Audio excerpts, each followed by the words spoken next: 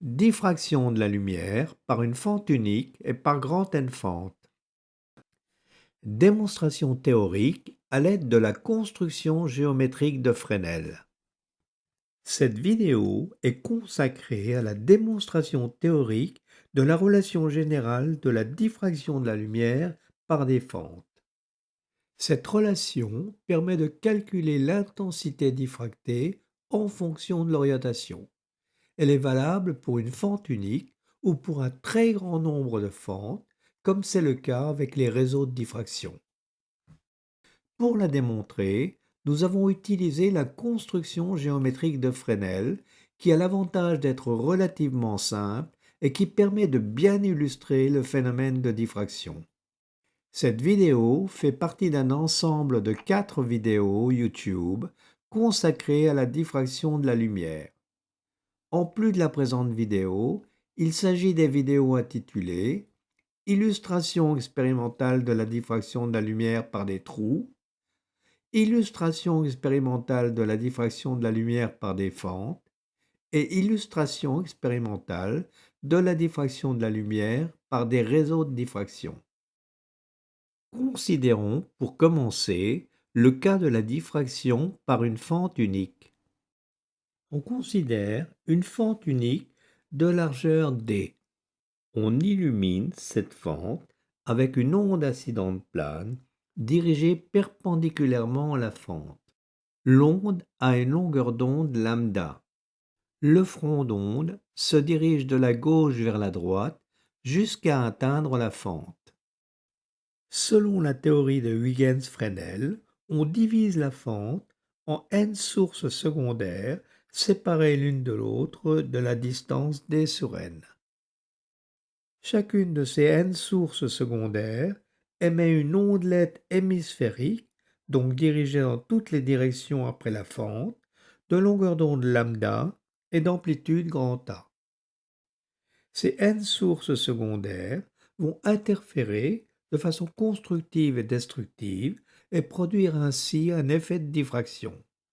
Pour décrire cet effet de diffraction, considérons une direction faisant un angle θ avec la direction incidente et observons sur un écran placé à une grande distance l'effet des n rayons issus des n sources secondaires. L'observation à grande distance permet de se trouver dans les conditions de diffraction de Fraunhofer.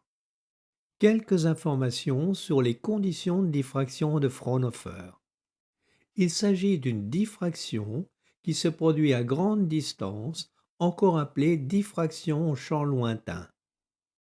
Elle implique une onde incidente plane, donc issue d'une source ponctuelle très éloignée ou rendue parallèle à l'aide d'une lentille convergente.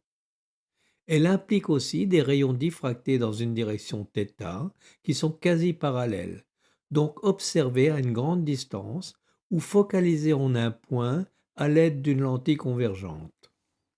Voici le schéma d'un dispositif permettant la diffraction de Fraunhofer.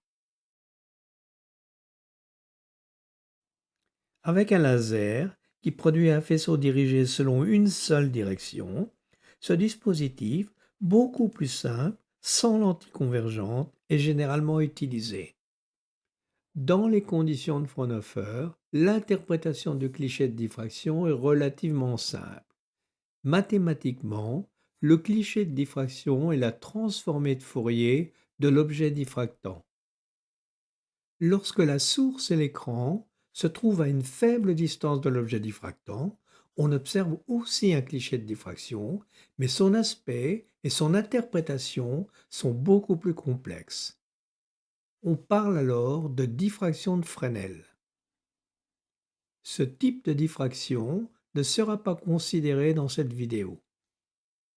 Revenons à notre démonstration.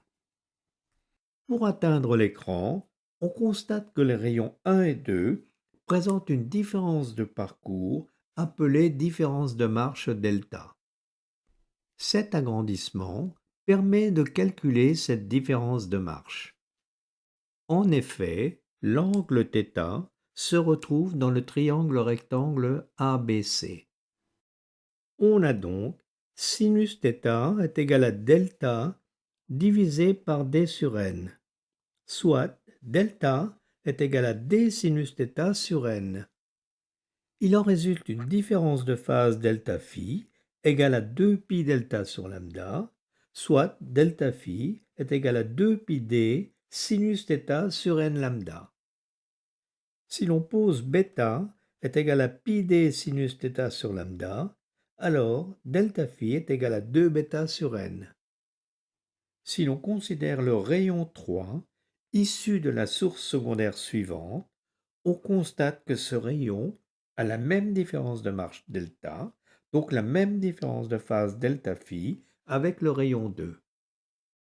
Finalement, les n-ondes sont toutes déphasées l'une par rapport à la précédente, de delta phi est égal à 2 bêta sur n, avec bêta est égal à pi d sinus θ sur lambda. Un cas particulier intéressant se produit lorsque l'angle θ est égal à 0. Dans ce cas, les n-ondes ont toutes le même parcours et la différence de marge delta est égale à 0. Les n-ondes sont donc toutes en phase et delta phi est égal à 0. Il existe plusieurs méthodes pour calculer le cliché de diffraction dû aux interférences constructives et destructives des n sources secondaires. L'utilisation de vecteurs ou de nombres complexes, la transformée de Fourier, des méthodes numériques. Nous avons choisi une méthode utilisant la construction géométrique de Fresnel. Cette construction permet d'illustrer de façon claire le phénomène de diffraction. Dans cette construction, on représente chaque onde par un vecteur. La norme du vecteur décrit l'amplitude grand A de l'onde et la direction du vecteur décrit la phase phi de l'onde par rapport à une origine des phases à phi est égal à 0. On ajoute bout à bout chaque vecteur d'amplitude grand A en tenant compte de sa phase phi. La résultante grand R est le vecteur qui joint l'origine du premier vecteur à l'extrémité du dernier vecteur. La phase résultante est phi A10 grand R. Appliquons la construction de Fresnel au cas de la diffraction par une fente unique. En fait, il s'agit d'un cas particulier parce que les n-ondes ont toutes la même amplitude grand A et les n-ondes sont toutes déphasées de delta phi l'une par rapport à la précédente. Considérons, à titre d'exemple, la construction de Fresnel pour n égale 8 et delta phi égale 15 degrés. On constate que les 8 vecteurs se placent sur un arc de cercle de centre haut et de rayon grand R. Les deux droites en pointillés, O1 et OB, sont perpendiculaires aux deux côtés de l'angle delta phi. Elles font donc un angle delta phi entre elles. De plus, ces deux droites sont les bisectrices des deux angles alpha. Ces deux angles sont donc égaux à delta phi. Il en est de même pour tous ces autres angles. Finalement, l'angle entre le début du premier vecteur et l'extrémité du dernier vecteur est égal à n delta phi. Nous avons indiqué précédemment que delta phi est égal à 2 bêta sur n, avec bêta est égal à pi d sinus θ sur lambda. L'angle n delta phi est donc égal à 2 bêta. La résultante des n vecteurs est l'accord de grand C. Considérons aussi le cas particulier pour lequel l'angle θ est égal à 0. Nous avons indiqué précédemment que dans ce cas, tous les rayons ont le même parcours jusqu'à l'écran. La différence de marge delta est donc égale à 0, ainsi que la différence de phase delta phi. Les n vecteurs correspondants sont tous alignés et la résultante est égale à n grand A. Que se passe-t-il si l'on augmente le nombre n de sources secondaires? Sur cette construction de Fresnel, nous avons doublé, par rapport au cas précédent, le nombre de vecteurs et en accord avec la relation delta phi est égale à 2 bêta sur n, considéré un déphasage 2 fois plus petit de 7,5 degrés. Puisque 2 fois plus d'ondes sont considérées, il faut aussi diminuer de moitié l'amplitude des ondes. On constate que les résultantes grand C et n grand A sont inchangées et ne dépendent pas du nombre n. Lorsque n devient très grand, les n vecteurs se confondent avec l'arc de cercle grand A grand B. Cela signifie que cet arc de cercle représente la résultante n grand A des n vecteurs pour l'angle θ est égal à 0. On arrive finalement à ce résultat important. L'accord de grand C est proportionnel à Aθ, c'est-à-dire à l'amplitude résultante dans la direction θ, et l'arc de cercle grand AB est proportionnel à A0, c'est-à-dire à l'amplitude résultante dans la direction θ est égal à 0.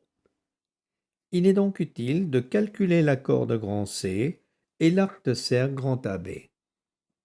Pour calculer la corde, considérons le triangle rectangle grand O, grand B, grand D.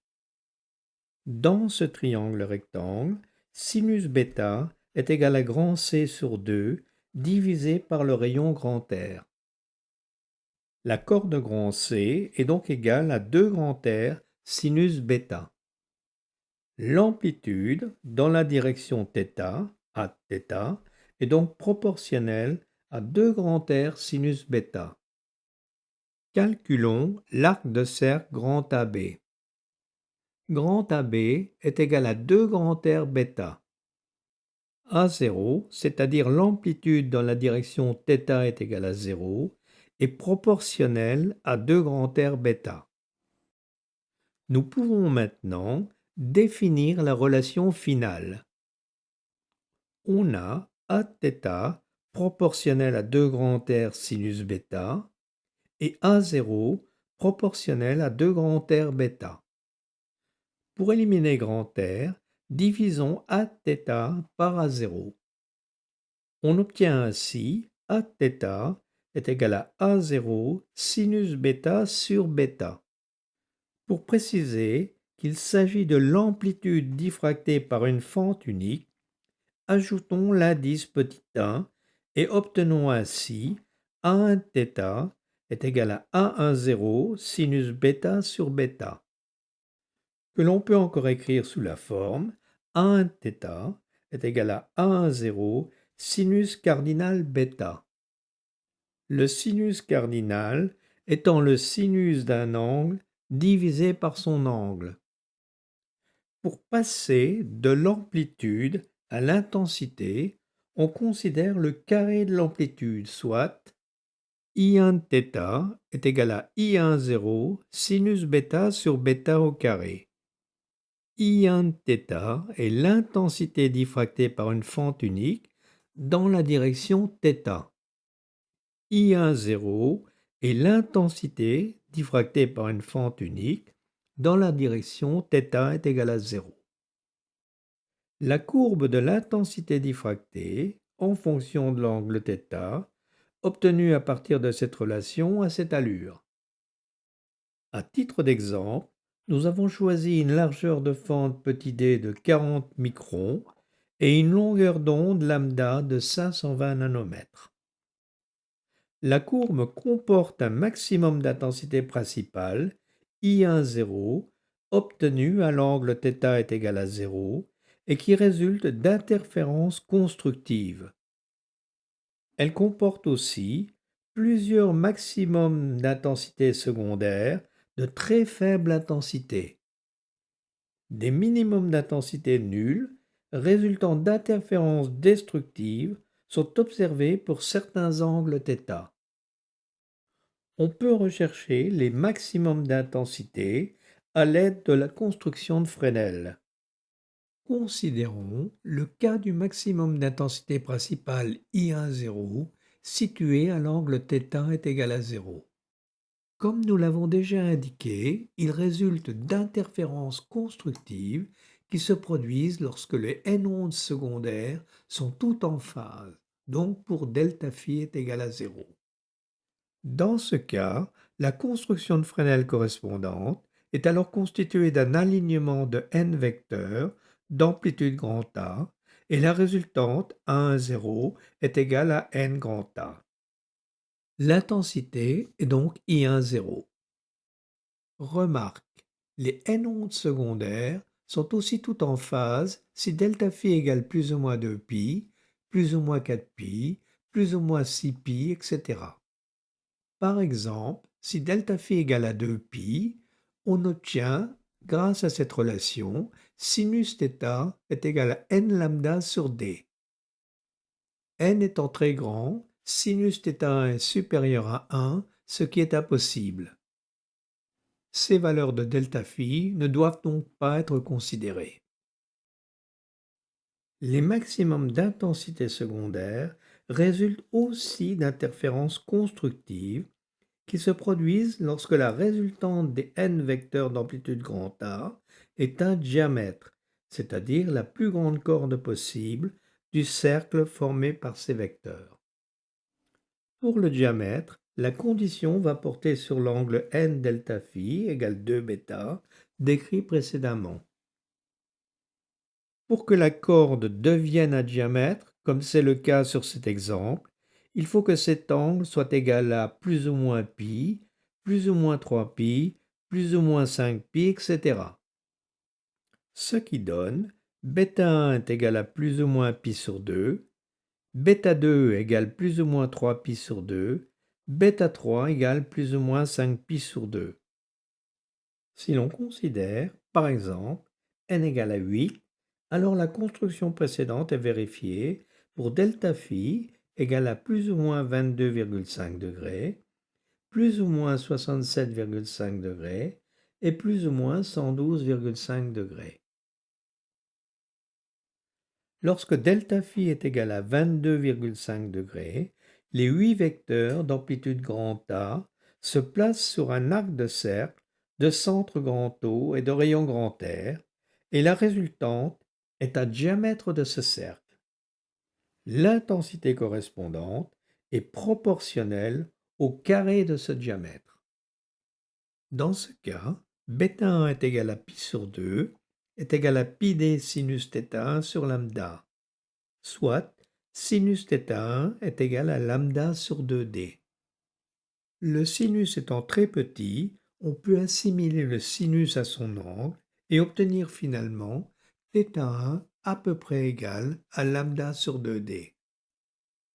De la même façon, pour delta phi égale 67,5 degrés, la résultante des n vecteurs est à nouveau un diamètre du cercle formé par ces vecteurs.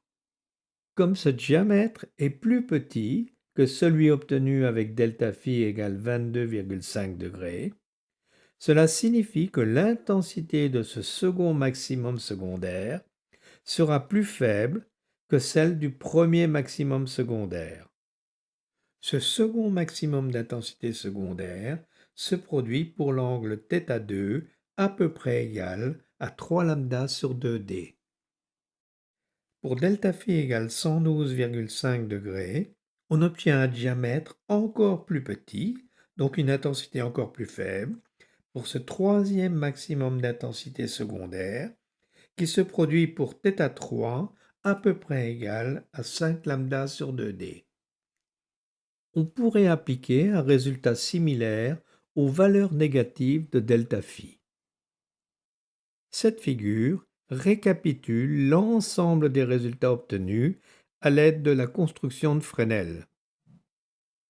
On note que les deux maximums d'intensité secondaire correspondant aux valeurs plus ou moins lambda sur 2d se trouvent sur le maximum d'intensité principale et ne doivent pas être considérés. Les maximums d'intensité secondaire sont donc obtenus pour sinus θn est égal à plus ou moins 2n plus 1 lambda sur 2d, avec n un nombre entier. Recherchons maintenant les minimums d'intensité nulle à l'aide de la construction de Fresnel. Ces minimums résultent d'interférences destructives. Cela signifie que les n vecteurs forment un circuit de Fresnel fermé de résultante nulle. Cette condition est réalisée lorsque l'angle n delta phi égale 2 bêta est égal à plus ou moins 2 pi, plus ou moins 4 pi, plus ou moins 6 pi, etc. Soit pour bêta 1 égale plus ou moins pi, bêta 2 égale plus ou moins 2 pi, bêta 3 égale plus ou moins 3 pi. Pour n égale 8, la condition est vérifiée lorsque delta phi est égal à plus ou moins 45 degrés, plus ou moins 90 degrés et plus ou moins 135 degrés. Ainsi, pour delta phi égale 45 degrés, les 8 vecteurs forment un circuit fermé qui se produit pour l'angle θ1 à peu près égal à lambda sur d. Pour delta phi égale 90 degrés, une résultante nulle est obtenue après un double tour. L'angle θ2 correspondant est à peu près égal à 2 lambda sur d. Pour delta phi égale 135 degrés, la résultante nulle est obtenue pour θ3 à peu près égal à 3 lambda sur d. Les minimums d'intensité nulle sont donc obtenus pour sinus θn est égal à plus ou moins n lambda sur d. θn étant petit, on obtient finalement θn à peu près égal à plus ou moins n lambda sur d. On peut en déduire la largeur angulaire grand D angulaire du maximum d'intensité principale. Il correspond à 2 fois l'angle θ1, soit D angulaire à peu près égal à 2 lambda sur d. Examinons l'effet de la largeur de fente d. Les courbes de l'intensité diffractée en fonction de l'angle θ pour 3 largeurs de fente d égale 20, 40 et 80 microns montrent que la largeur angulaire grand D angulaire du maximum d'intensité principale diminue lorsque D augmente en accord avec la relation grand D angulaire à peu près égale à 2 lambda sur D. Récapitulons les principales relations obtenues dans le cas d'une fente unique. Considérons maintenant la diffraction par grand N fentes. Grand N pouvant aller de 2 à plusieurs milliers de fentes. Prenons l'exemple de 4 fentes de largeur D et de distance de séparation S illuminées par une onde incidente plane. Comme indiqué dans le cas d'une fente unique, on sépare chacune des fentes en une infinité de sources secondaires émettant des ondelettes hémisphériques. Dans une direction, faisant un angle θ avec la direction incidente, ces ondelettes vont produire des interférences constructives et destructives. Sur un écran, situé à une grande distance, les conditions de Fraunhofer sont vérifiées et pour chaque fente, les ondes émises par les sources secondaires forment une onde résultante d'amplitude A1θ est égale à A10 sinus bêta sur bêta. A1θ est l'amplitude pour une fente unique selon l'angle θ et A10 est l'amplitude pour une fente unique selon l'angle θ est égal à 0, c'est-à-dire l'amplitude maximale. Bêta étant égal à pi d sinus θ sur lambda. Ces grandes N ondes résultantes possèdent, l'une par rapport à l'autre, une différence de marche delta.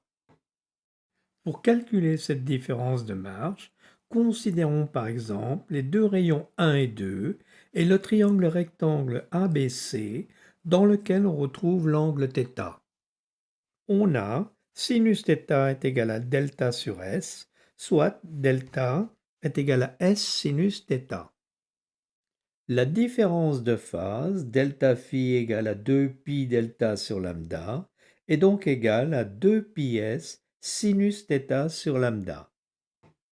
Si l'on pose alpha égale pi s sinus θ sur lambda, alors on obtient finalement delta phi est égal à 2 alpha. Ainsi, les grandes N ondes résultantes sont déphasées l'une par rapport à l'onde précédente de la même différence de phase, delta phi égale à 2 alpha. Appliquons la construction de Fresnel au cas de la diffraction par grand N fentes. Considérons l'exemple de 4 fentes et d'un déphasage delta phi de 15 degrés. La démonstration que nous allons faire peut s'appliquer à n'importe quelle valeur de grand N. Additionnons 4 ondes d'amplitude 1 θ déphasées de l'angle delta phi égal à 15 degrés. Les grands N vecteurs se placent sur un arc de cercle de centre haut et de rayon grand R. Comme indiqué sur ce schéma, l'angle delta phi se retrouve grand N fois entre les rayons issus du début et de la fin des grands N vecteurs. Nous avons indiqué précédemment que delta phi est égal à 2 alpha. On a donc grand N delta phi est égal à 2 grand N alpha. La résultante des grands N vecteurs est la corde grand C. Pour calculer la corde, considérons le triangle rectangle grand O AB. On a sinus grand N alpha est égal à grand C sur 2 divisé par le rayon grand R, soit grand C est égal à 2 grand R sinus grand N alpha.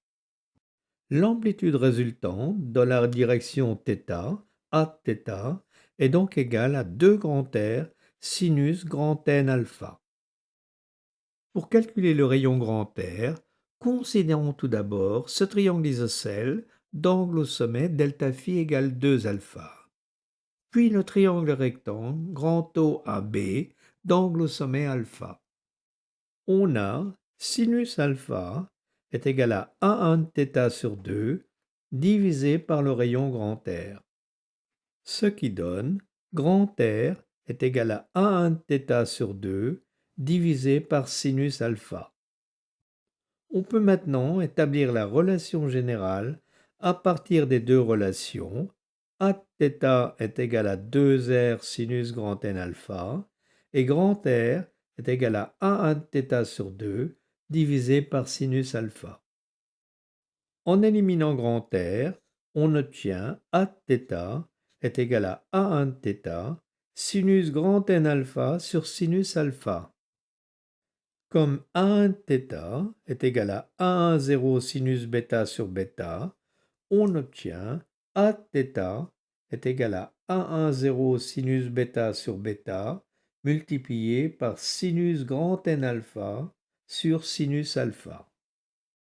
L'intensité étant égale au carré de l'amplitude, on obtient la relation générale Iθ est égal à I10 sinus bêta sur bêta au carré multiplié par sinus grand N alpha sur sinus alpha au carré.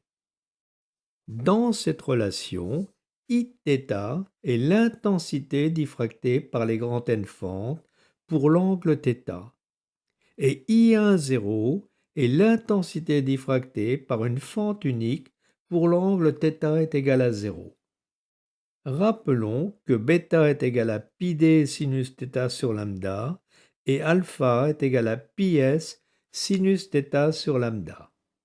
On remarque que dans la partie gauche de la relation 4, on retrouve la relation 1 qui donne l'intensité diffractée par une fente unique. Nous reviendrons plus tard sur ce point. Lorsque grand N égale 2, la relation 4 peut s'écrire différemment. En effet, sinus 2 alpha sur sinus alpha est égal à 2 cosinus alpha, ce qui donne Iθ est égal à 4 I10 sinus bêta sur bêta au carré cosinus carré alpha. Considérons le cas particulier pour lequel l'angle θ est égal à 0.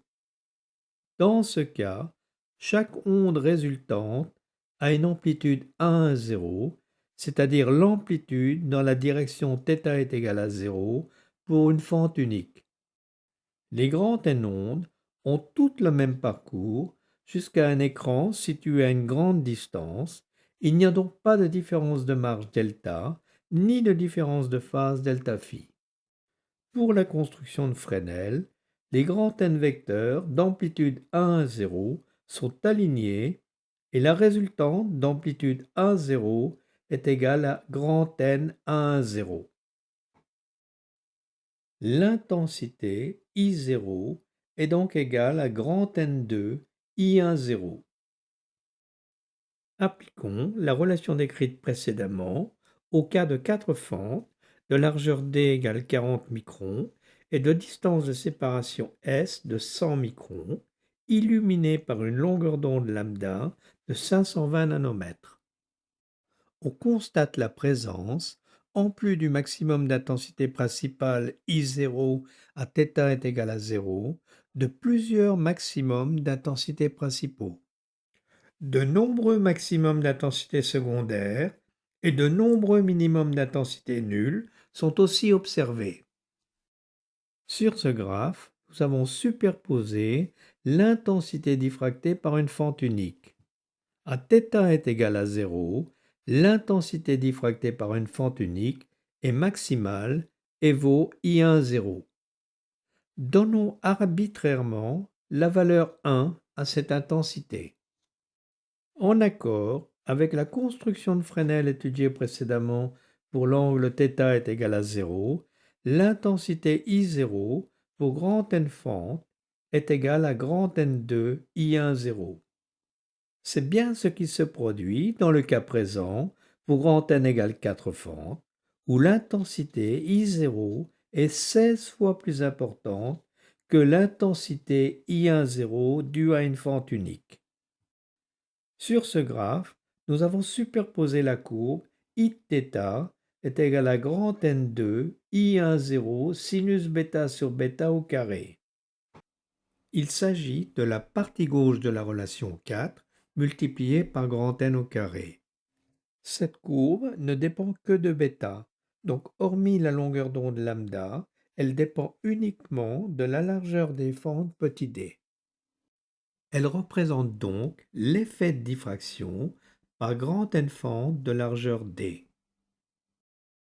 On constate que cet effet de diffraction enveloppe la courbe de l'intensité diffractée par grand N fentes. Superposons sur ce graphe la courbe Iθ est égale à I1 0 sinus grand N alpha sur sinus alpha au carré, qui représente la partie droite de la relation 4. Cette courbe ne dépend que d'alpha, donc hormis la longueur d'onde lambda, elle dépend uniquement de la distance de séparation petit s des fentes. Elle représente donc l'effet d'interférence dû à la séparation S des grands N fentes. La courbe de l'intensité diffractée par grand N fentes prend donc en compte à la fois un effet de diffraction et un effet d'interférence. Nous pouvons rechercher les maximums d'intensité principaux à l'aide de la construction de Fresnel. Il résulte d'interférences constructives, ce qui signifie que les grands N vecteurs sont alignés. Considérons pour commencer le cas du maximum d'intensité principale I0 situé à l'angle θ est égal à 0. Nous avons déjà indiqué qu'alors delta phi est égal à 0 et que chaque onde a une amplitude 1 0. Les grands N ondes sont alignées et la résultante 1 0 est égale à grand N 1 0 et l'intensité I0 est égale à grand N au carré I1 0. Considérons maintenant les autres maximums d'intensité principaux situés à l'angle θn. Les grands N vecteurs d'amplitude A1 θn sont tous alignés, mais cette fois parce que delta phi est égal à plus ou moins 2π, plus ou moins 4π, plus ou moins 6π, etc. La résultante Aθn est égale à grand N A1 θn et l'intensité Iθn est égal à grand N au carré I1 de θ n. Comme delta phi est égal à 2 alpha, on a alpha 1 égale plus ou moins pi, alpha 2 égale plus ou moins 2 pi, alpha 3 égale plus ou moins 3 pi. Ce qui conduit au résultat suivant et à la relation sinus θn est égal à plus ou moins n lambda sur s, avec n un nombre entier. Ce graphe récapitule ces résultats et montre que certains maximums d'intensité principaux sont très fortement réduits par l'effet de diffraction qui module la courbe de l'intensité diffractée. Notons que la position angulaire des maximums d'intensité principaux ne dépend que des deux paramètres lambda et s. La largeur de fente d n'intervient pas. On peut également dire que la position angulaire des maximums d'intensité principaux ne dépend que de l'effet d'interférence. Par contre, l'effet de diffraction modifie l'intensité des maximums d'intensité principaux. On peut aussi rechercher les maximums d'intensité secondaire à l'aide de la construction de Fresnel.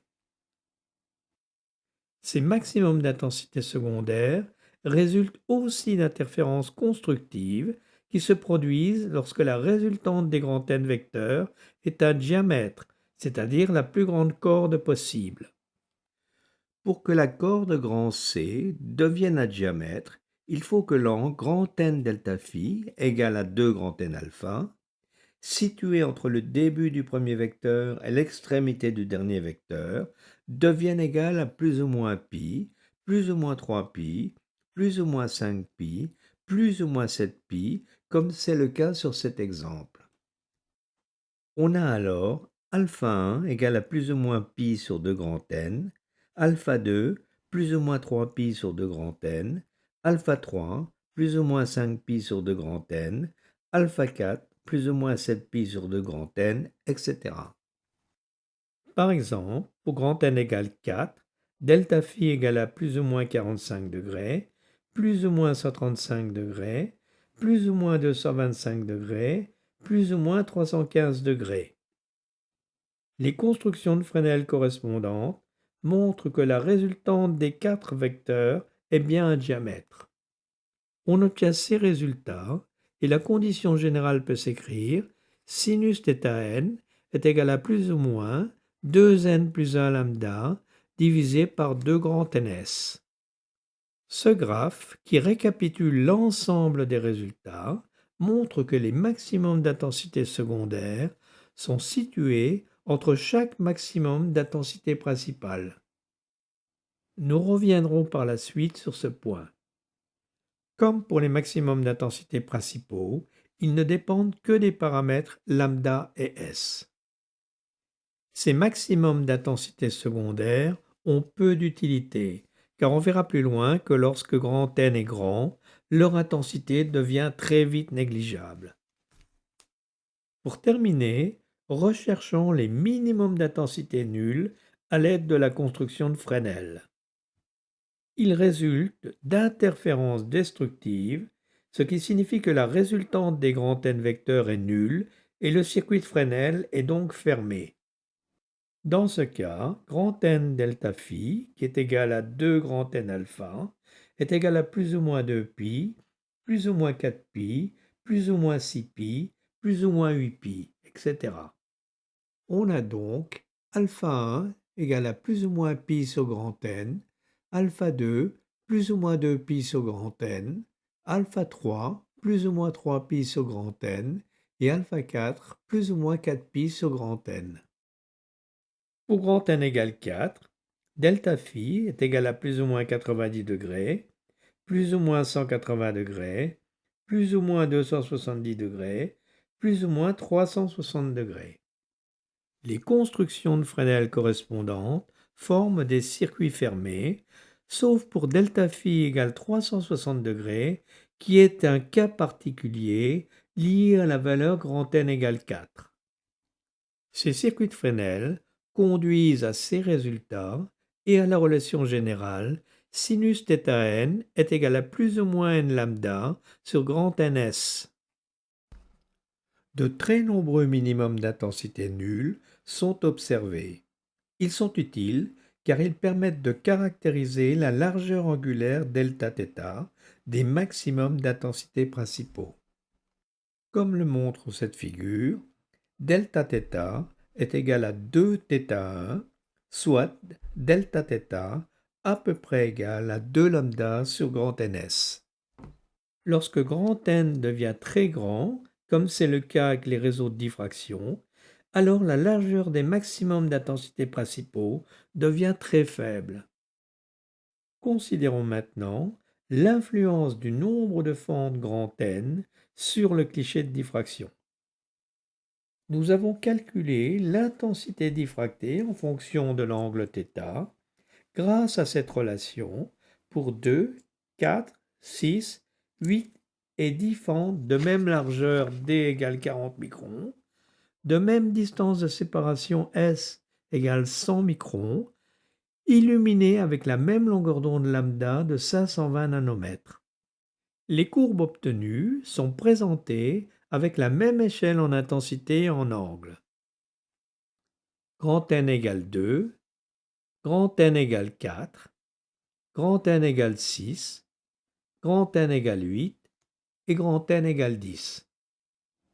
Si l'on superpose ces 5 courbes, on constate que les positions angulaires des maximums d'intensité principaux sont identiques. Rappelons que ces positions angulaires sont données par la relation sinus θn est égal à plus ou moins n lambda sur S. Lambda et S ont les mêmes valeurs pour toutes les courbes. On constate aussi que l'intensité I0 du maximum d'intensité principale à θ égale à 0 augmente avec grand N. Cette augmentation est en accord avec la relation I0 est égal à grand N2 I1 0.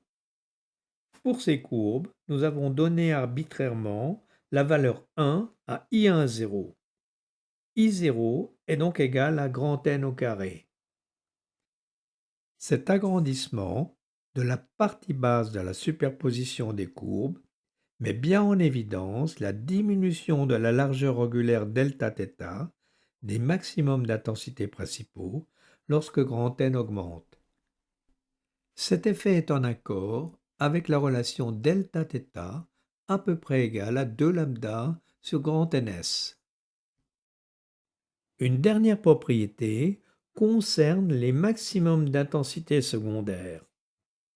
Il n'y en a aucun pour grand N égale 2, 2 pour grand N égale 4, 4 pour grand N égale 6, 6 pour grand N égale 8 et 8 pour grand N égale 10. Le nombre n de maximum d'intensité secondaire situé entre chaque maximum d'intensité principale est donc égal à grand N-2. Notons que l'intensité de ces maximums d'intensité secondaire diminue lorsque grand N augmente. Les résultats précédents permettent d'interpréter cet exemple qui correspond à 100 fentes. L'intensité I0 est très importante et vaut 100 au carré I1 0. Les maximums d'intensité principaux sont très étroits puisque leur largeur angulaire delta-θ est égale à 2 lambda sur 100 S. Enfin, les grand N-2 égale 98 maximum d'intensité secondaire situés entre chaque maximum d'intensité principale ont une intensité tellement faible qu'ils ne sont pas visibles. On a donc un cliché de diffraction très pur avec des pics de forte intensité très fins sur un fond pratiquement noir. Cette courbe a été obtenue avec un laser vert de longueur d'onde lambda égale à 520 nanomètres. Si on utilise un laser rouge de longueur d'onde lambda égale 650 nanomètres, et si l'on superpose la courbe ainsi obtenue, alors on observe une séparation des pics d'intensité vert et rouge en accord avec la relation sinus θn est égal à plus ou moins n lambda sur S. Cette propriété de séparation spectrale sera très utilisée en spectroscopie. Pour terminer, examinons l'influence de la distance de séparation des fentes S. Prenons le cas de 4 fentes de largeur d égale 40 microns, illuminées par une longueur d'onde lambda de 520 nanomètres. Lorsque S passe de 100 microns à 200 microns, puis à 400 microns, on constate une augmentation du nombre de maximums d'intensité principaux en accord avec la relation sinus θn est égal à plus ou moins n lambda sur S. Ils sont cependant tous modulés par le même effet de diffraction. Examinons aussi l'influence de la largeur de fente D avec cette fois une distance de séparation S de 100 microns. Les maximums d'intensité principaux sont identiques lorsque D passe de 20 à 40, puis à 80 microns. C'est cette fois l'enveloppe liée à l'effet de diffraction de largeur angulaire grand D angulaire à peu près égale à 2 lambda sur D qui diminue. Les principales relations utiles pour décrire la diffraction par une fente unique ou par grand N fentes sont regroupées dans ce tableau.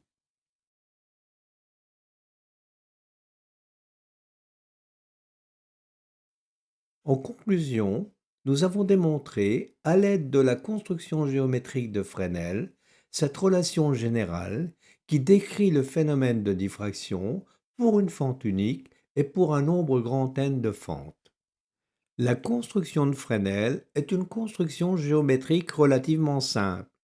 Elle permet aussi de prévoir plusieurs paramètres importants, comme la position, l'intensité et la largeur des maximums et des minimums d'intensité.